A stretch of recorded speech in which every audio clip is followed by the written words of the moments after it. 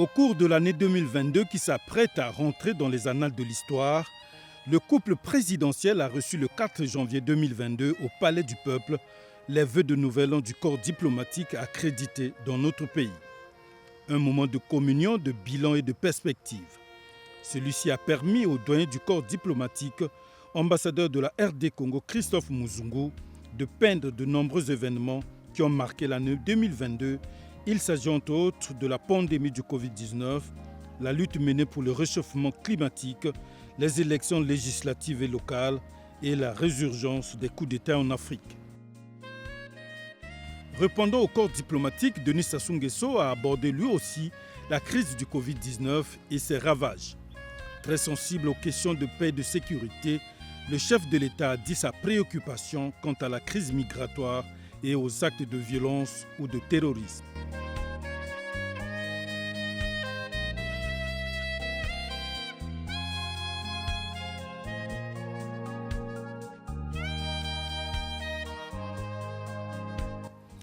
Le 19 janvier 2022, il s'est tenu au Centre international de conférence de Kintélé, dans la périphérie nord de Brazzaville, la 20e session ordinaire de la conférence des chefs d'État et de gouvernement de la CEAC sous le haut patronage du président congolais Denis Sassou Nguesso. Au terme de ces assises, le président Félix Antoine Tshisekedi a été investi à la tête de cette organisation sous-régionale. Il succède ainsi à Denis Sassou Nguesso.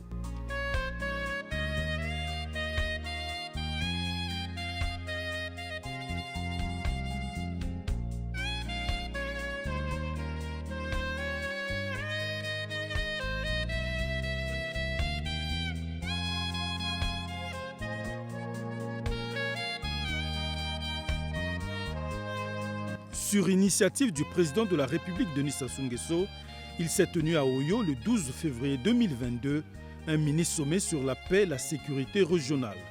Ce mini-sommet s'est tenu en présence des présidents Yoweri Museveni de l'Ouganda, Faure Gnassingbé du Togo, Félix Antoine Tshisekedi de la RD Congo et Denis Sassou Nguesso du Congo.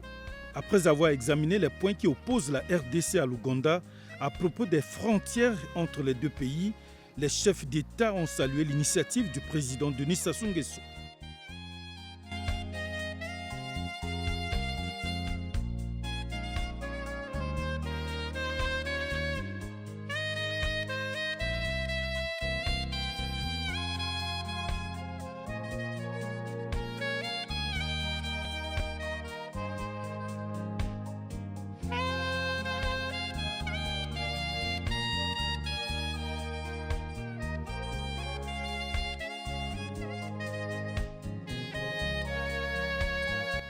Le président rwandais Paul Kagame a séjourné au Congo du 11 au 13 avril 2022.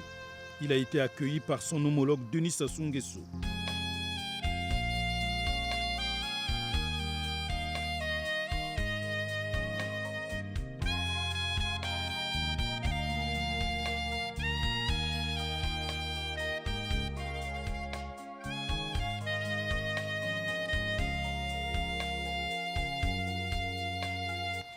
Après son adresse devant le Parlement réuni en congrès, le lundi 11 avril, Paul Kagame a été invité au banquet offert à son honneur par Denis Sassou Nguesso.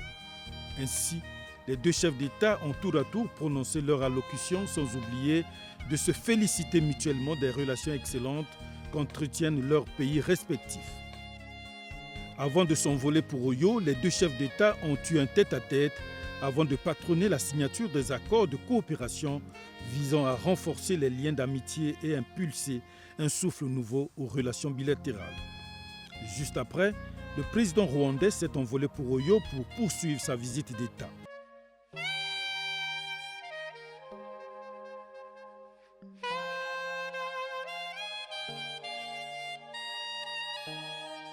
À Oyo, le président Paul Kagame a visité le musée Kébé-Kébé, question de s'imprégner de la tradition congolaise, l'usine de fabrication de lait à aliments à Idou, le ranch Kila à Opokanya. Le point final de la visite d'État de Paul Kagame a été donc la visite de l'abattoir de Mbobo, baptisé Bambeu, un abattoir moderne aux normes internationales.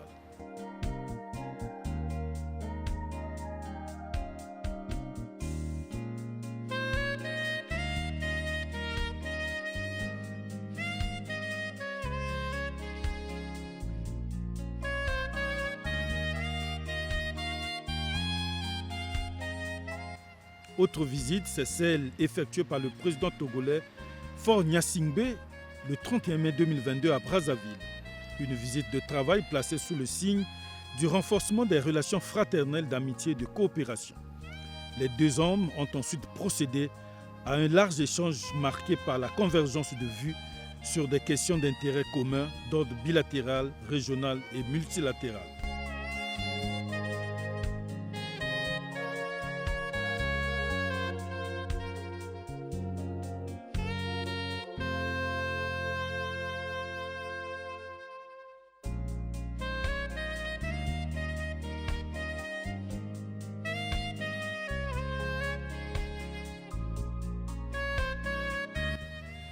Le président de la République démocratique du Congo, Félix-Antoine Tshisekedi, a effectué du 3 au 7 juin 2022 une visite de travail à Oyo, dans le département de la Cuvette.